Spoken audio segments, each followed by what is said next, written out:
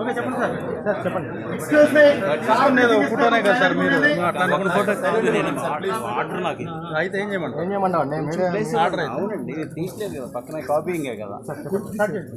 Copying చేసేదానికి కూడా ఆంధ్ర రాష్ట్ర విభజన తర్వాత ఈ రాష్ట్రానికి ఈ రాష్ట్రంలో ఉండేటువంటి యువకులకు ఉపాధి అవకాశాలు కలగాలంటే ఈ రాష్ట్రానికి పరిశ్రమలు భారీ ఎత్తున తీసుకురావాల్సినటువంటి ఆవశ్యకత ఉంది. అటువంటి ప్రధానమైనటువంటి ఆ శాఖను కానీ అటువంటి ప్రధానమైనటువంటి ఆ కార్యక్రమాన్ని కానీ ముఖ్యమంత్రి గారు నా పైన నమ్మకంతో ఆ శాఖకు నన్ను ఎంపిక చేయడం, ఆ శాఖకు పూర్తి స్థాయిలో ఈ రాష్ట్రానికి ఆ శాఖ ద్వారా ఈ రాష్ట్ర ప్రజలకు ఏ రకమైనటువంటి కార్యక్రమాలు తీసుకురావాలనో అవన్నీ కూడా తీసుకురావడానికి తప్పకుండా కూడా నా వంతు కృషి చేస్తానని చెప్పి తెలియజేస్తున్నాను. అదేవిధంగా ఈరోజు రాష్ట్ర విభజన తర్వాత ఈరోజు ఉన్నటువంటి ఈ సెక్రటరియట్లో మరి మంత్రి అయిన తర్వాత కూడా ఈరోజు ఈ యొక్క ఆఫీస్ని కూడా మనం ఇక్కడ పరిశ్రమల శాఖకు సంబంధించినటువంటి ఈ యొక్క ఆఫీస్ని ఇక్కడ ఇప్పుడే ప్రారంభోత్సవం చేసుకోవడం జరిగింది. దీని ద్వారా ఈ రాష్ట్రంలో ఉండేటువంటి పరిశ్రమలకు సంబంధించినటువంటి అందరికీ కూడా అటు అసోసియేషన్కి సంబంధించి ఎంఎస్ఎంఈకి సంబంధించినటువంటి ఆ యొక్క అసోసియేషన్కి సంబంధించి కానీ అదేవిధంగా అటు ఫుడ్ ప్రాసెసింగ్కి సంబంధించినటువంటి కార్యక్రమాలు చేయడం కానీ అటు షుగర్ ఇండస్ట్రీకి సంబంధించినటువంటి కార్యక్రమాలు చేయడం కానీ అటు భారీ పరిశ్రమలకు సంబంధించినటువంటి కార్యక్రమాలకు కానీ ఇవన్నీ కూడా ఈ యొక్క ఆఫీస్ నుంచి కూడా కార్యక్రమాలు ఎల్లవేళలా అందుబాటులో ఉన్న కార్యక్రమాలు చేస్తామని తెలియజేసుకుంటున్నా. ప్రధానంగా ఈ రాష్ట్రానికి పరిశ్రమలు రావడానికి చాలా అనుకూలాలు ఉన్నాయి.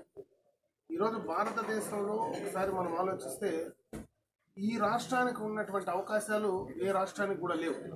ఎందుకంటే ఈ రాష్ట్రానికి పూర్తిగా దాదాపు 950 కిలోమీటర్లు కోస్టల్ కారిడార్ ఉంది. అదేవిధంగా అటు చెన్నై కానీ ఇటు విశాఖపట్నం కానీ ఆ రెండు ప్రధానమైనటువంటి పట్టణాలు కలిపేటువంటి ఈ యొక్క కోస్టల్ కారిడార్ కింద అటు బీసీఐసి ద్వారా అంటే విశాఖ చెన్నై ఇండస్ట్రియల్ కారిడార్ ద్వారా అదేవిధంగా చెన్నై బెంగళూరు సిబిఐసి ద్వారా ఆ కారిడార్ ద్వారా ప్రభుత్వం దాదాపు 5,500 కోట్ల రూపాయలతో ఈ ప్రాంతంలో మొత్తం కూడా దాదాపు 50,000 ఎకరాలు సేకరించి దాని ద్వారా మరి పరిశ్రమలకంతా కూడా అక్కడ మనం ఆ యొక్క ల్యాండ్ని ఇచ్చేటువంటి కార్యక్రమాన్ని తీసుకోవడమే కాకుండా ఈ రాష్ట్రంలో ఈ రోజు ఉండేటువంటి పరిస్థితుల్లో 2014 మునుపు ఈ రాష్ట్రంలో పూర్తిగా కూడా విద్యుత్ శక్తి కోతలు ఉండేవి. విద్యుత్ శక్తి పూర్తి స్థాయిలో ఉండేటువంటి అవకాశాలు లేవు. ఈరోజు ఈ రాష్ట్రానికి మిగులు విద్యుత్ శక్తి ఉండేటువంటి అవకాశాలు ఉన్నాయి. రేపు భవిష్యత్తులో ఇప్పుడున్నటువంటి విద్యుత్ ఛార్జీలు కూడా తగ్గేటువంటి అవకాశాలు ఉన్నాయి. అంటే అటు ల్యాండ్ ప్రొక్యూర్ చేయడం కానీ ఇటు కోస్టల్ కారిడార్ కింద మనకు ఉన్నటువంటి పోర్టుల ద్వారా ఎగుమతులు చేసుకోవడానికి కానీ ఇంటర్ కనెక్టివిటీ రోడ్స్ మనకు ఉండేటువంటి నేషనల్ హైవేస్లో ఉండేటువంటి ఈ రోడ్స్ అన్నీ కూడా డెవలప్ చేసేటువంటి అవకాశంలో కానీ మరి అదేవిధంగా చీపర్ రేట్లలో ల్యాండ్ దొరకడం కానీ ఇవన్నీ కూడా ఈ రాష్ట్రానికి మంచి అవకాశాలు ఉన్నాయి. అందులో ఈ రాష్ట్రానికి ఒక బ్రాండ్ అంబాసిడర్గా ఈరోజు ఎవరైతే ఈ పరిశ్రమలకు కానీ అన్ని కార్యక్రమాలకు కానీ ముఖ్యమంత్రి గారి పైన నమ్మకంతో ఈ భారతదేశంలో కానీ ప్రపంచ దేశాల్లో కానీ ఎక్కడికి వెళ్ళినా ముఖ్యమంత్రి గారి పైన నమ్మకంతో ఈరోజు ఎన్నో పరిశ్రమలు ఈ రాష్ట్రానికి వస్తున్నాయి. దానికి ఉదాహరణే ఈరోజు మనకు ఉన్నటువంటి కియాకి సంబంధించినటువంటి ఆటోమొబైల్ ఇండస్ట్రీ భారతదేశంలో అన్ని రాష్ట్రాలు ప్రయత్నం చేసినా ఈరోజు ఈ రాష్ట్రానికి ఆ ఇండస్ట్రీ వచ్చిందంటే అది ప్రధానంగా కూడా మరి ఆ ముఖ్యమంత్రి గారి పైన నమ్మకంతో ఈరోజు వచ్చిందని చెప్పి నేను తెలియజేస్తున్నాను. అదేవిధంగా అటుపక్క ఆటోమొబైల్ ఇండస్ట్రీ తీసుకురావడం, అదేవిధంగా వైజాగ్లో ఉన్నటువంటి అక్కడ ఐటీకి సంబంధించినటువంటి ఇండస్ట్రీని తీసుకురావడం, అదేవిధంగా తిరుపతి ప్రాంతంలో మరి ఎలక్ట్రానిక్ హబ్గా ఆ ఎలక్ట్రానిక్ ఇండస్ట్రీస్ను అక్కడ తీసుకురావడం, అటుపక్క శ్రీ సిటీలో ఉండేటువంటి నేలను కానీ అక్కడ దాదాపు 25,000 కోట్ల రూపాయల పెట్టుబడితో దాదాపు 30,000 మందికి నుంచి డైరెక్ట్గా 40,000 మందికి ఇండైరెక్ట్గా ఈరోజు అక్కడ ఉపాధి అవకాశాలు కలుగుతూ ఉన్నాయి.